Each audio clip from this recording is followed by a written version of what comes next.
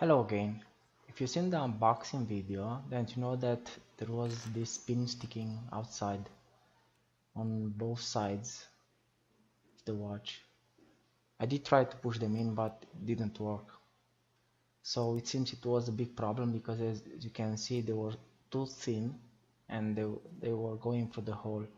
I had to go to the watch shop and buy new ones because during normal use, after just 3 days, the hand strap fell off, and of course the watch itself fell off my hand. Just my luck, it was in the office and there was no damage as it fell just a few centimeters. This is how it looks after I changed the pins with new ones. They were not expensive, but it was hard to track them, to find them. It was, I think, $2 for the pair. The strap seems fine now that I've used it for a while. It's soft. You see there the NFC, which is near field communication. I thought there is a sensor inside there, but there's nothing. There are no connections to the watch itself, so you can change the strap if you want to.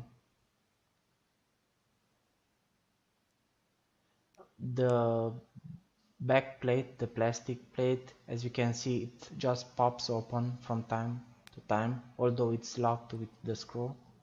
You need to push it in back.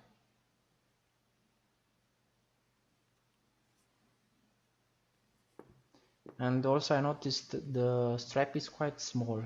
I have small hands, but I can barely manage to put it on with just one hand. And for other people it doesn't even fit them because their hands are too big. You only have 3 faces to choose from to see the time. You change it by clicking. So there are 2 analog and 1 digital. If you swipe, you unlock. But sometimes this doesn't work because you swipe to unlock and the face of the clock changes, and this is annoying, as you can see here. And it's also too bad because you cannot put more faces for the watch itself. Since this is an electronic watch, I was hoping to have more digital watches available to choose from, or maybe even customize. This is how you bind the phone to the watch itself. First you open the bar scanner on the phone. You need an Android phone. Then you open from the 3rd page of apps. You have there a quick response app that will show a QR barcode. Then you scan the barcode with the phone. Then you get a link and you download that application. Once installed, you will get notifications from the phone. This is how you search for the phone in case you lost it. The phone will start ringing and also the watch is ringing at the same time. See, here is how you hear the phone ringing, and this is how the watch is ringing. The same tune. The tune is the one from the phone. There is also an anti-lost function.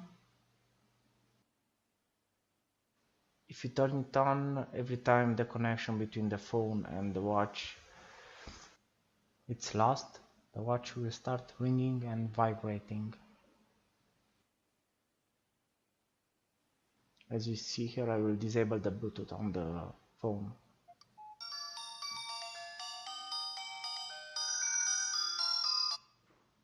This way you don't lose your telephone on the table or something like that. Automatically when you turn on the Bluetooth, the watch connects to the phone back. Now if you want to change the brightness of the screen, you would have expected to find it in phone settings and then display, but strange enough it's not here. You have to go back and there is the last options, Michelin settings, you find it there at LCD backlight. If you set the backlight to the lowest possible setting, you won't be able to see almost anything on the display. At the maximum setting, the display looks nice and you kind of can see it outside as well, but the display is not so good in the sunlight. Here you can set the time and date. You can schedule power on and power off. The watch can turn on in the morning and you can set it to turn off in the evening, but this is not so nice to turn it off because it doesn't just turn off, it starts ringing and waits for your confirmation to turn off. So in case you fell asleep, it will wake you up. Here are the languages you can choose from.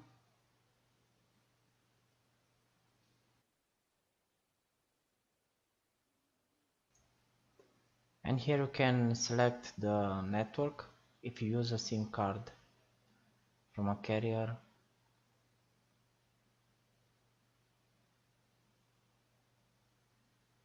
After a small search, it takes a few seconds, then you can select the network, and then on the main screen you should see the network's name just above the time. This is how you connect or disconnect to the phone.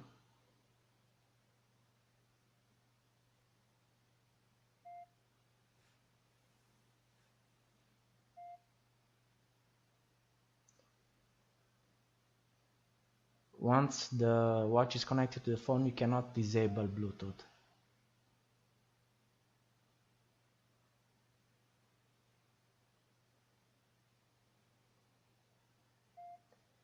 If you want to see the camera from the phone, you first need to unlock the phone, and only after that you can watch the camera on the watch.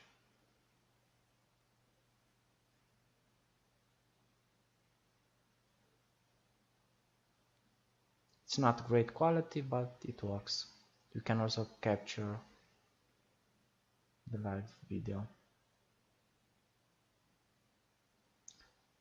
You can choose from 3 different themes. This one is basically black and white.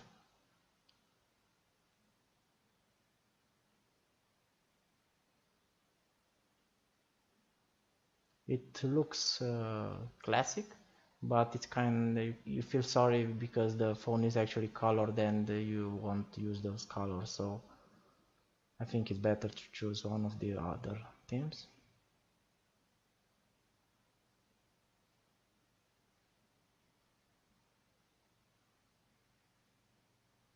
And this is the classic theme that comes pre-selected on the phone.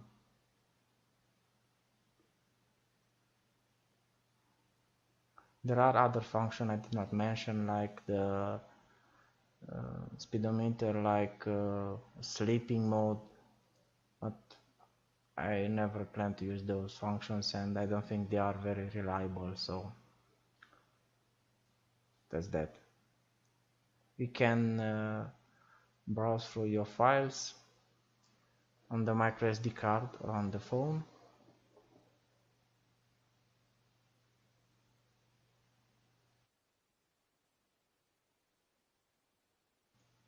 You can also record videos, but there is a glare, if you can see it there on the bottom of the screen. That's from the poor design of the phone, from the camera.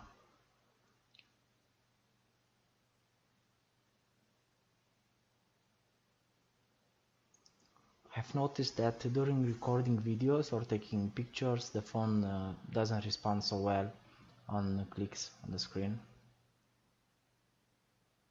There are some settings here for the video. The highest video resolution is 320 by 240. The aspect ratio is 4:3 and the frame rate is 7.4 frames per second. You can choose where to store the videos as well on the SD card or on the watch itself.